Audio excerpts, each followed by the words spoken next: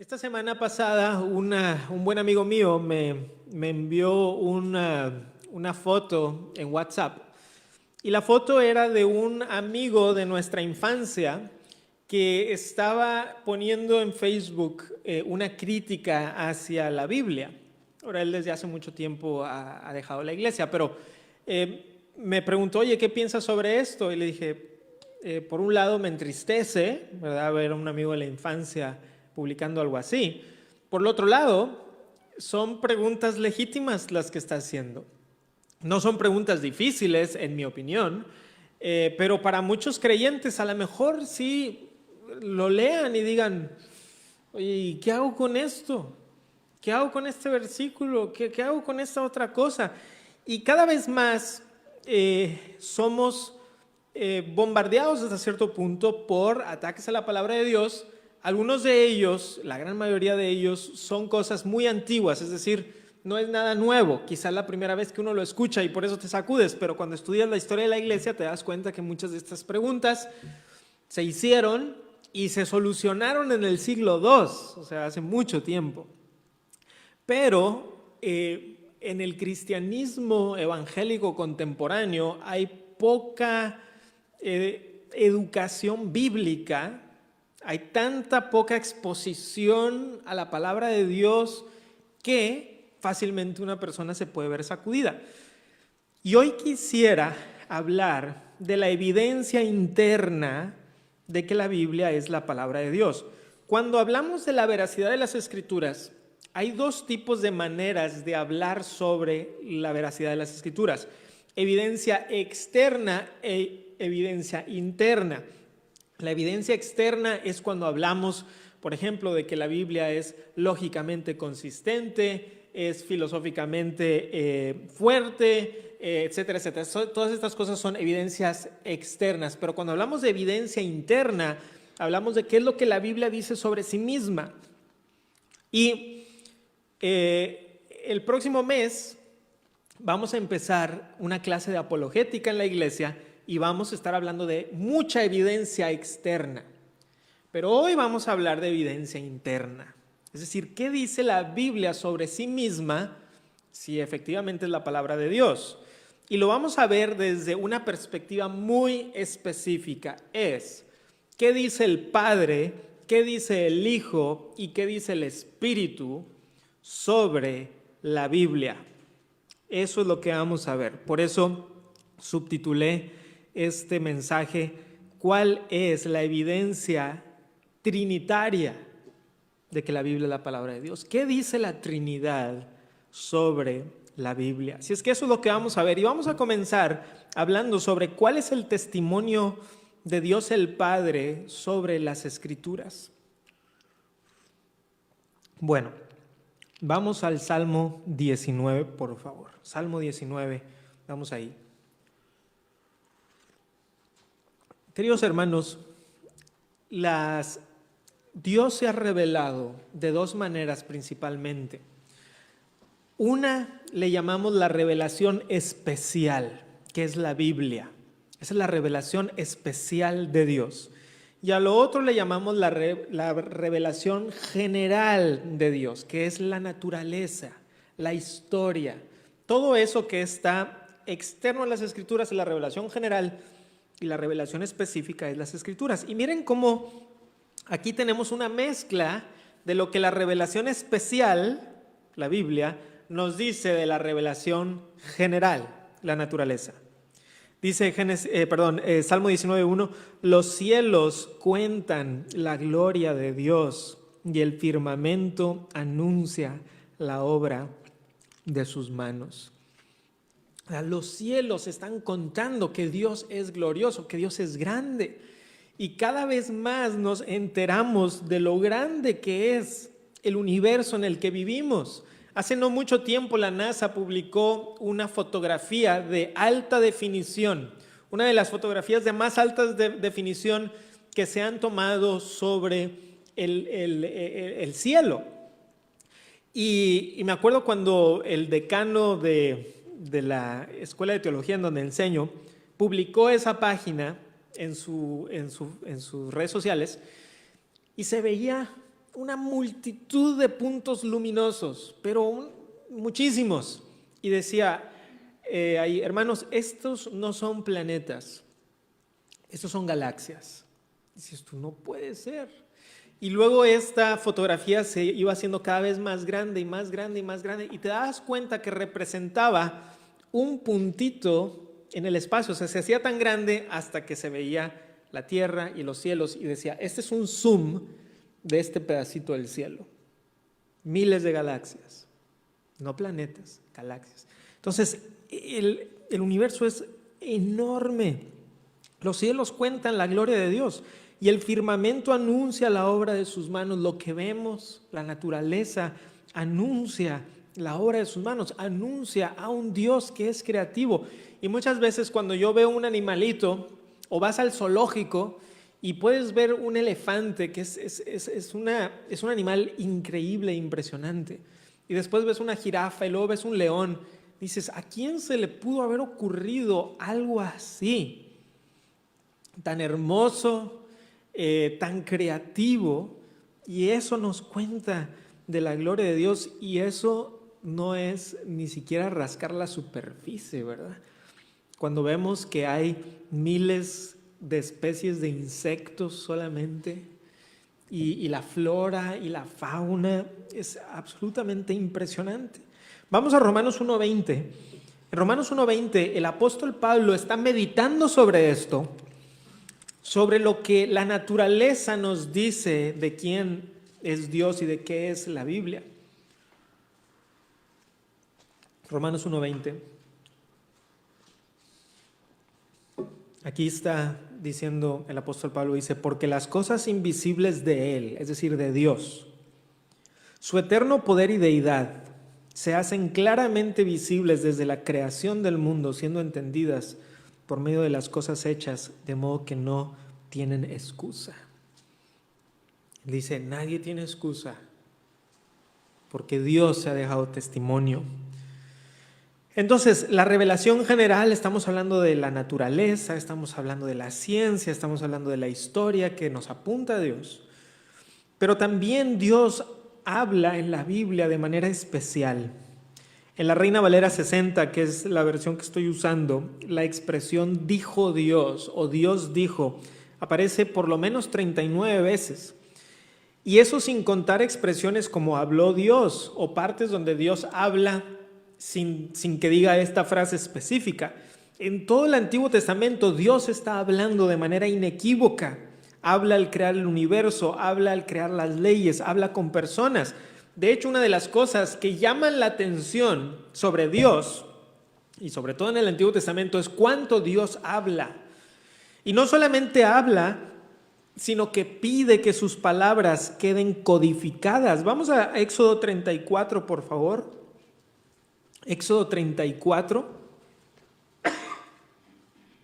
versículo 27. Éxodo 34, 27. Dice, y Jehová dijo a Moisés, escribe tú estas palabras, porque conforme a estas palabras he hecho pacto contigo y con Israel. Escribe estas palabras.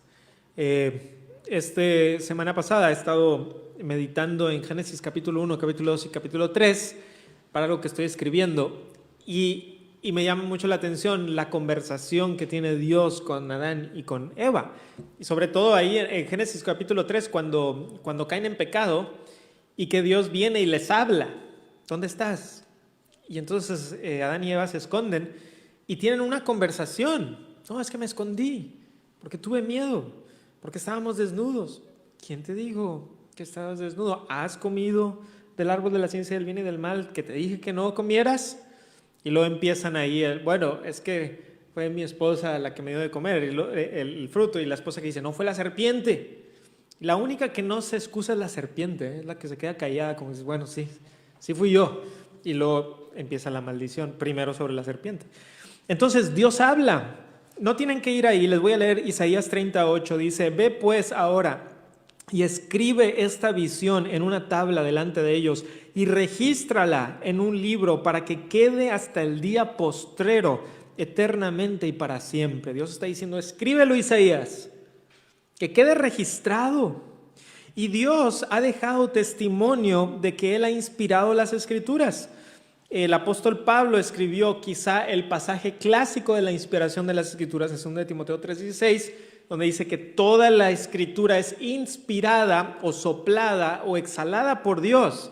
¿Y es útil para qué? Para enseñar, para redarguir, para corregir, para instruir en justicia, a fin de que el hombre de Dios sea perfecto, enteramente preparado para toda buena obra. Entonces Dios ha inspirado, Dios ha exhalado, Dios ha soplado la Escritura, porque su origen es Dios, es decir, que Dios se ha dejado testimonio.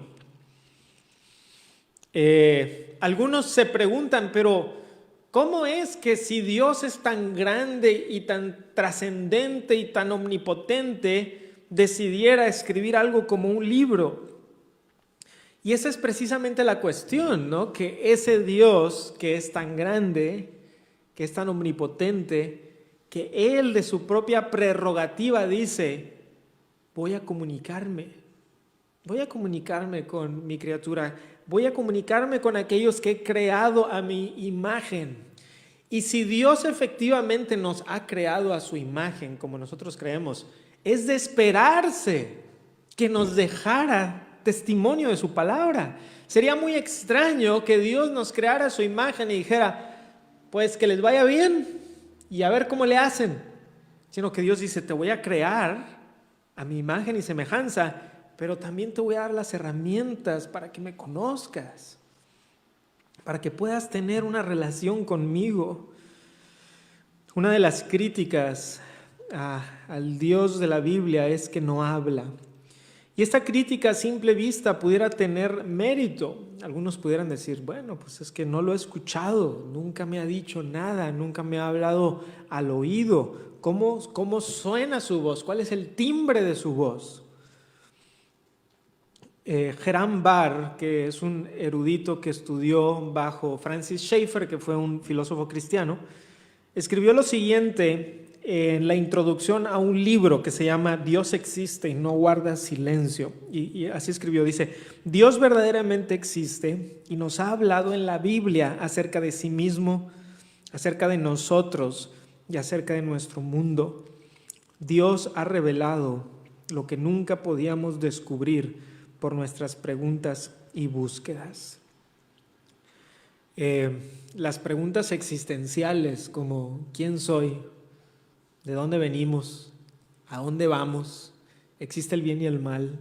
Son las preguntas que los filósofos se han hecho por cientos de años. Sabemos que desde el tiempo, por lo menos de los filósofos griegos, incluso antes que ellos, pero ellos como que lo sacaron a la luz, estas preguntas.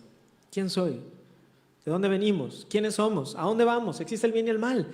Y se han hecho, ¿verdad?, muchas escuelas de pensamiento, y lo que llama la atención es que en las Sagradas Escrituras esas preguntas te responden en los 3 primeros capítulos de la Biblia. Ni siquiera tienes como que leer muchísimo. Oye, ya llevo, llevo 6 meses leyendo la Biblia y todavía no me contesta ni una pregunta existencial. Desde un principio, ¿verdad? ¿Quién soy? Soy una criatura hecha a imagen de Dios. ¿De dónde venimos? Venimos de un Dios creador. ¿A dónde vamos? Bueno, Dios ha puesto 2 caminos, por así decirlo, dijo el Señor Jesucristo, el camino angosto y el camino ancho. O sea, ¿a dónde vamos? Entonces, cuestiones de quiénes somos, de orígenes, todo eso, la Biblia lo responde. Y la gran pregunta, ¿existe el bien y el mal? Se responde en Génesis capítulo 3, con la introducción del mal, del pecado y la maldición en el mundo. Y todo nos va apuntando hacia la obra de Jesucristo. Entonces Dios ha hablado a través de la Biblia y lo ha hecho de manera clara. Entonces, como creyente puedes poner tu confianza en la Biblia donde Dios ha hablado. Entonces, hablamos primeramente del testimonio de Dios el Padre, aunque un poquito de manera genérica, ¿verdad? Porque Dios es un Dios trino. Pero ahora quiero centrarme como segundo punto en el testimonio de Dios el Hijo. ¿Qué dijo Dios el Hijo, nuestro Señor Jesucristo, sobre la Biblia? Y en este segundo punto quiero que examinemos tres cosas que Cristo dice sobre la Biblia. Y la primera cosa es que la Escritura es inquebrantable. La Escritura es inquebrantable. Vamos a Juan capítulo 10, por favor. Juan 10, 34 y 35. Cristo está siendo acusado de blasfemia.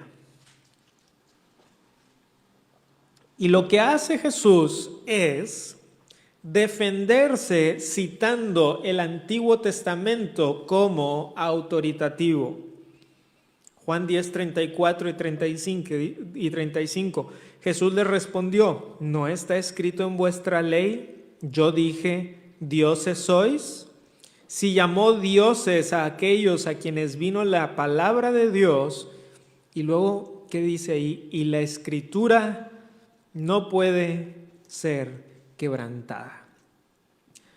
En esta ocasión no nos vamos a centrar en Juan 10, 34 y 35 y todo lo que está diciendo, porque lo vamos a ver en nuestra serie cuando lleguemos ahí. Nos vamos a tardar un poquito de tiempo, ¿verdad? Porque está en Juan capítulo 10, pero vamos a llegar eventualmente si el Señor lo permite. Lo que quiero enfatizar es que aquí al Señor Jesucristo, cuando lo enfrentan, Él responde con el Antiguo Testamento, con un pasaje un poco oscuro, incluso un poco difícil de entender, cuando dice, yo dije dioses sois.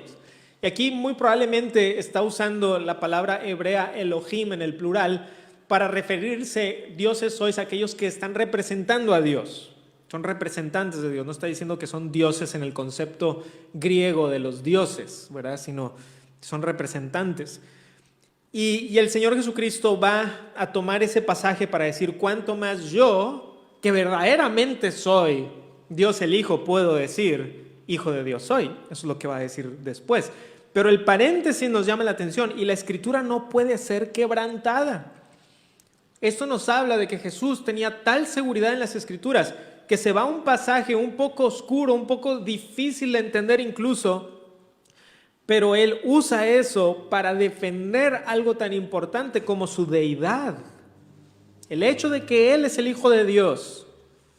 A lo mejor uno diría, Cristo, pues hubiera sido uno más sencillo, ¿no? Hubiera sido a Isaías 53 o algún salmo mesiánico, pero el Señor Jesucristo dice, pues toda la Escritura es inspirada por Dios. Me puedo ir a este pasaje y de ahí sacar la enseñanza de que es correcto que yo diga soy el Hijo de Dios. B.B. Warfield, que fue él fue profesor en Princeton, y él dice de este pasaje, el punto de vista del Salvador es que la infalible autoridad de las Escrituras está ligada hasta la manera de expresarse en las cláusulas más casuales. En otras palabras, hasta en lo más pequeño la Biblia es autoritativa. Entonces, primero, la Escritura es inquebrantable. Estamos hablando en el segundo punto, ¿verdad? Dijimos que tres cosas que Jesucristo nos enseña. Primero, la Escritura es inquebrantable. Segunda cosa que Jesucristo nos enseña sobre la Escritura es que la Escritura es permanente. La Escritura es permanente. Y para eso les voy a invitar a Mateo 5, por favor. Mateo 5. Hoy estamos un poquito ahí de esgrima bíblico, ¿verdad? Vamos a ir a varios pasajes. Mateo 5, 17 y 18.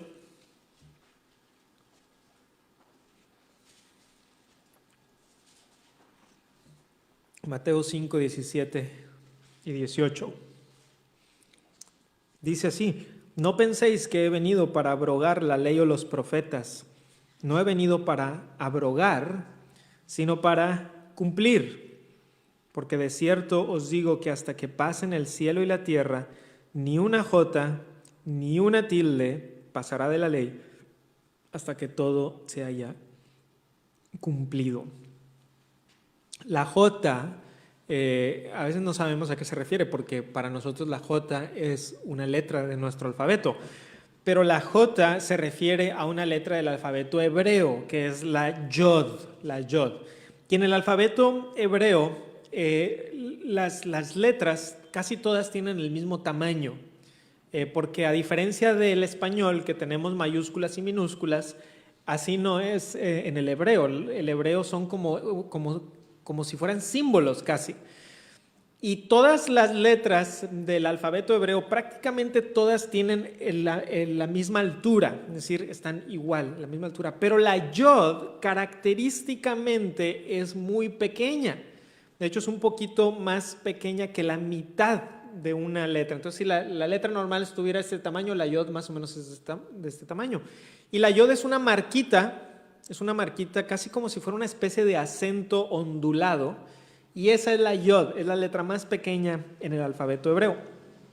Y la tilde, por otro lado, en español la tilde se refiere a un acento, ¿verdad? Tenemos el acento, la tilde. Y en el hebreo no tiene tildes como en el español. Más bien la tilde se refiere a una marca para diferenciar entre una letra y otra. Entonces, por ejemplo, en el hebreo tú puedes tener una letra que es la H, o puede ser otra letra solamente por una marquita. Y a veces decimos, ha de ser muy difícil, pero en español es similar. O sea, si tú tienes una P, si tienes la letra P y le pones una rayita así, ya es una R, ¿verdad? Solamente una pequeña rayita ya es una R. Y si a esa R le pones otra marquita así, ya es una B. Entonces es algo similar en el hebreo, ¿verdad? Son pequeñas marquitas que hacen una gran diferencia entre una palabra y otra, tan diferente como decir boca o decir foca, ¿verdad? Es muy diferente dependiendo de, y es igual en el hebreo, o sea, pequeñas marquitas que hacen grandes diferencias. Entonces, dice un teólogo, esta frase del Señor Jesucristo forma una afirmación muy enfática de la validez permanente de las Escrituras. O sea, que Cristo está diciendo, hasta la J y la tilde no pasará. No pasará. ¿Hasta cuándo? Dice, él dice, no he venido para abrogar, he venido para cumplir. Y al final del 18, hasta que todo se haya cumplido. Y vale la pena mencionar, aunque sea de manera de paréntesis, que algunas personas al no leer correctamente el pasaje dicen, bueno, pero si aquí dice que no pasará nada, entonces ¿por qué no estamos el día de hoy siguiendo las leyes del Antiguo Testamento? Algunas de las leyes ya no las seguimos, como ahorita si te comes una hamburguesa con tocino, ¿verdad? Bueno, porque ahí dice hasta que todo se haya ¿qué? Cumplido. Esa es la clave. Cristo es el cumplimiento. O sea, Cristo está diciendo, todo lo que está en el Antiguo Testamento va a hallar el propósito de Dios, va a encontrar su cumplimiento. Y en los evangelios encontramos que Cristo es el cumplimiento de muchas de estas leyes. Y es por eso que cuando ustedes vinieron el día de hoy, ninguno de ustedes trajo un corderito a sacrificar. ¿O alguien trajo uno? No. Ok. ¿Por qué? Porque Cristo es el cordero, ¿verdad? Se ha cumplido en Cristo. ¿Por qué no estoy yo vestido con las ropas sacerdotales del Antiguo Testamento? ¿Por qué no traigo un efod de lino blanco? ¿Por qué no vamos a ir a Jerusalén a ver al sumo sacerdote ahí? Porque Cristo es nuestro sacerdote. Cristo es el sumo sacerdote. ¿Por qué estamos aquí en una casa de reunión y no estamos en un templo? Porque Cristo es el templo. Porque la iglesia es el templo. Entonces ha quedado cumplido, están hallando, Cristo está cumpliendo todas estas cosas. Hay cosas que todavía no se han cumplido, que vienen por cumplirse en el futuro y hallarán su cumplimiento en Cristo. Todo se ha cumplido, dice Jesucristo. No va a pasar el cielo y la tierra hasta que todo se haya cumplido. Tercera cosa que Cristo nos enseña es que la Escritura es autoritativa. La Escritura es autoritativa, que es palabra inventada, creo que no existe, pero pudiéramos decir que la Escritura es autoridad. Pero esta palabra se ha usado cada vez más, de que es autoridad en sí misma. ¿Cómo sabemos esto? Cristo se defiende de Satanás. En Mateo 4:4, Mateo 4:7 y Mateo 4:10, no tienen que ir ahí, no lo vamos a ver en esta ocasión. Pero ustedes recuerdan, ¿verdad? El Señor Jesucristo está siendo tentado en el desierto por Satanás. Satanás viene, lo tienta después de sus 40 días. ¿Y qué responde Cristo? Escrito está. Escrito está. Escrito está. Esta frase, escrito está, es usada por Cristo y aparece en los evangelios unas 10 veces. Pablo la usa 5 veces, Pedro la usa una vez. Escrito está. Y esto llama la atención, porque si alguien pudo haberse defendido de Satanás diciendo, yo digo, es Jesús. Jesús pudo haber dicho, yo digo, yo soy Dios. Pero él dice, escrito está, por varias razones. Número 1, para darnos seguridad de que la Biblia es la palabra de Dios y es autoridad. Pero les digo que es otra cosa, que la Biblia es la palabra de Dios. O sea que de cierta manera el Señor Jesucristo está diciendo, voy a responderte con las Escrituras, porque la Escritura es la palabra de Dios. Entonces Cristo hace como que esta doble función. Por un lado nos enseña y nos da seguridad, y por el otro lado es Él el que está hablando, porque toda la Escritura es inspirada por Dios. Cristo y los apóstoles, que Cristo es la piedra del ángulo, los apóstoles pusieron el fundamento de la iglesia, ellos veían la Biblia como autoridad, la citan como veraz. Por lo tanto, nosotros, si tú eres cristiano, puedes poner tu confianza en las Escrituras. Jesucristo la puso, los apóstoles la pusieron, y si tú eres cristiano, tú la puedes poner también. Emil Brunner, que es un teólogo liberal que no cree que la Biblia sea la palabra de Dios, admite en uno de sus libros que la Biblia enseña sobre sí misma que es la palabra de Dios. Él dice, yo no creo que es la palabra de Dios, pero admito que la Biblia enseña que lo es. En una ocasión, una persona le preguntó a un pastor en Nueva York, le dijo, sí, pastor, pero yo no puedo creer en estas cosas del Antiguo Testamento. No puedo creer en esto y en esto otro y en esto otro, y batallo con esas cosas. Y el pastor le respondió, vamos a hablar de eso. Sí lo vamos a ver. Son buenas preguntas. Pero antes de eso, quiero preguntarte algo. ¿Qué piensas de Jesús? ¿Qué piensas de Jesús? Y la persona dijo, pues, ¿pero qué tiene que ver? O sea, estamos hablando de que el Antiguo Testamento y todas estas cosas que no entiendo o no puedo creer. Le digo, sí, pero ¿qué piensas sobre Jesús? Porque si Jesucristo resucitó, cumpliendo las profecías del Antiguo Testamento y sus propias profecías que él mismo dijo, entonces Cristo no es un charlatán, si Jesucristo resucitó. Y si no es un charlatán, sus palabras son ciertas. Y Cristo enseñó que la Biblia es veraz.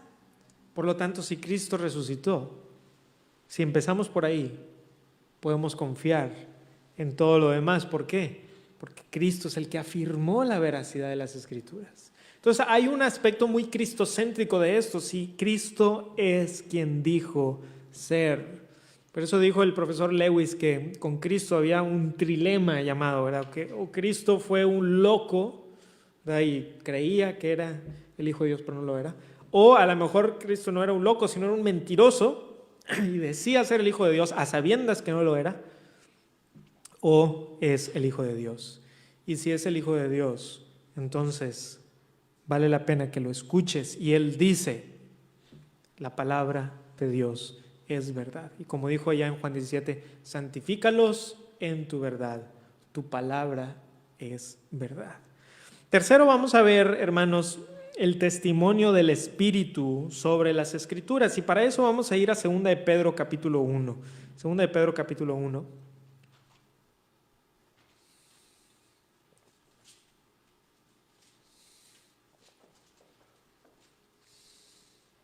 Segunda de Pedro 1:16, voy a leer hasta el 21. Segunda de Pedro 1:16 al 21.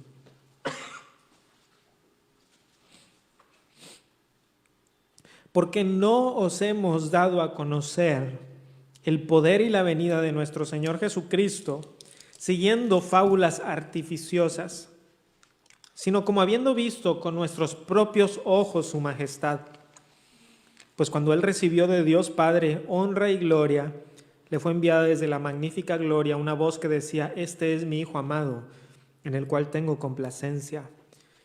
Y nosotros oímos esta voz enviada del cielo, cuando estábamos con Él en el Monte Santo. tenemos también la palabra profética más segura, a la cual hacéis bien en estar atentos como una antorcha que alumbra en lugar oscuro, hasta que el día esclarezca y el lucero de la mañana salga en vuestros corazones, entendiendo primero esto, que ninguna profecía de la Escritura es de interpretación privada, porque nunca la profecía fue traída por voluntad humana, sino que los santos hombres de Dios hablaron siendo inspirados por el Espíritu Santo. Ahora, quiero que veamos aquí varias cosas que este pasaje nos enseña sobre el testimonio del Espíritu Santo sobre las Escrituras. Vamos a analizar varias cosas que nos dice este pasaje. Lo primero que nos dice es que la Biblia es más segura que los relatos oculares incluso. Los versículos 16 al 18 enfatizan que los apóstoles vieron y escucharon. Pero el versículo 19 indica que la palabra profética, y los teólogos están de acuerdo que la palabra profética está haciendo alusión a las Escrituras, pues se habla de las Escrituras con esta frase de la profecía o la palabra profética, y dice que es más segura. O sea, está diciendo, nosotros lo vimos, nosotros lo escuchamos, como dijo Juan, palpamos incluso, pero Pedro está diciendo, pero tenemos la palabra profética más segura. No solamente eso, sino que merece nuestra atención. Dice, a la cual hacéis bien en estar atentos como una antorcha que alumbra en lugar oscuro. Entonces, la Biblia merece que le pongas atención. ¿Por qué? Porque no es un invento, versículo 20. Ninguna profecía de la Escritura es de interpretación privada. Entonces aquí nos ayuda a entender que cuando está hablando de la palabra profética más segura se está refiriendo a las Escrituras, porque aquí habla de la profecía de la Escritura. Entonces es lo que Pedro tiene en mente. Cuando habla de la palabra profética más segura, está diciendo es más segura porque ninguna profecía nos la inventamos. No es algo que una vez se le ocurrió a un profeta, no proviene del ser humano, versículo 21, porque nunca la profecía fue traída por voluntad humana, y de hecho esto está en enfática, nunca. ¿Y entonces qué? Pues entonces proviene de Dios por el Espíritu, versículo 21, parte B, sino que los santos hombres de Dios hablaron siendo inspirados por el Espíritu Santo. La palabra inspirar, que es la palabra griega fero, se refiere a llevar o cargar de un lugar a otro, y se usa en el libro de los Hechos para un barco que es movido por el viento. Entonces lo que está diciendo aquí es que los escritores de la Biblia fueron llevados o movidos por el Espíritu Santo para escribir lo que Dios quería que escribieran. El reformador Juan Calvino dice así sobre este pasaje: fueron movidos por el Espíritu no porque estaban locos, sino porque no se atrevieron a hacer nada por sí mismos, sino solo en obediencia a la guía del Espíritu que dominaba sus labios. Si sucede un crimen y no se encuentra el culpable, lo primero que hace la policía es buscar testigos, ¿verdad? Empiezan a ver, ¿habrá por aquí una cámara? O empiezan a tocar puertas. ¿Alguien vio lo que sucedió? Y por supuesto, tener un testigo ocular se convierte en una gran herramienta para resolver un crimen. Y el día de hoy, si una persona es testigo de un crimen y miente, es un crimen federal, mentir sobre un crimen. Y hay algo hermoso con el hecho de que los apóstoles que escribieron las Escrituras fueron testigos oculares, y eso es algo que nos da confianza. Oye, ellos estuvieron con Cristo, ellos vieron, pero el apóstol Pablo quiere ir más allá, porque el apóstol Pedro, aunque Pablo también, tiene miedo de que pongamos toda nuestra confianza en ellos. Sí, es en Pedro, en él tengo mi confianza. Y lo que Pedro está diciendo es, nosotros lo vimos, pero tienen que saber que tienen una palabra profética más segura en las Escrituras.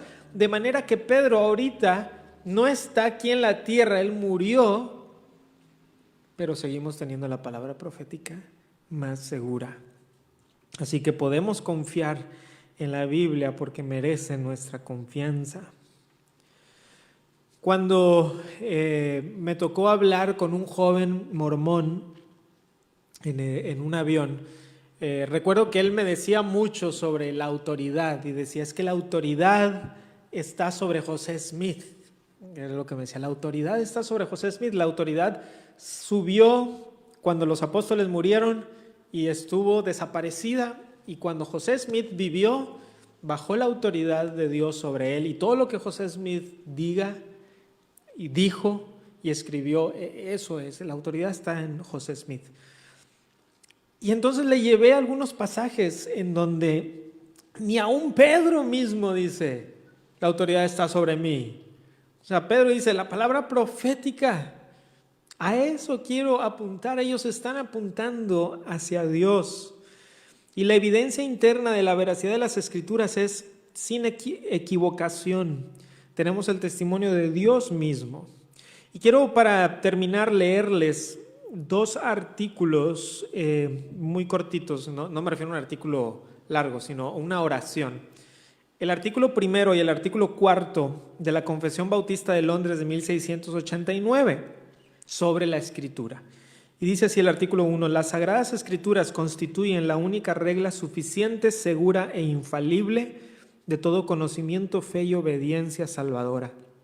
Artículo 4, la autoridad de las Sagradas Escrituras por la que debe ser creída no depende del testimonio de ningún hombre o iglesia, sino enteramente de Dios, quien es la verdad misma, el autor de ella. Por lo tanto, debe ser recibida porque es la palabra de Dios. Es decir, la evidencia principal es la evidencia interna, la evidencia que Dios mismo da sobre su palabra. Y qué alegría es saber que Dios ha hablado y que se ha revelado de manera inerrante en la Biblia. Hermanos, en los próximos meses vamos a estar hablando en el estudio bíblico sobre algunas de las evidencias externas de las Escrituras, y vamos a hablar de, por ejemplo, de argumentos lógicos de la existencia de Dios, evidencia arqueológica de la veracidad de las Escrituras. Vamos a estar hablando de un montón de cosas que creo que son muy importantes y muy buenas, pero tenemos que comenzar con la Escritura.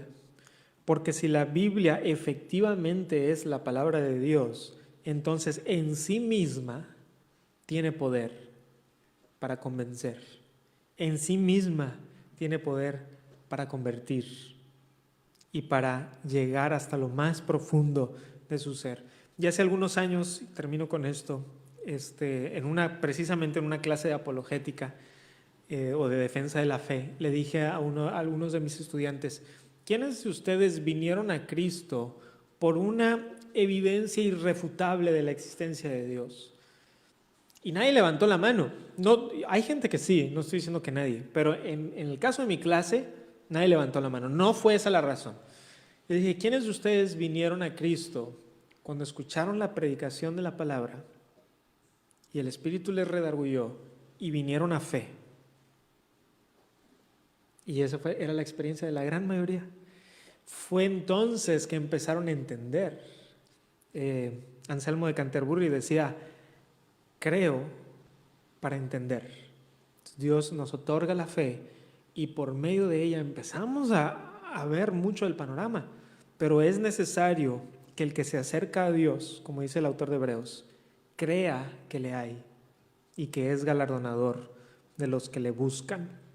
Busquemos a Dios en su palabra. Vamos a orar.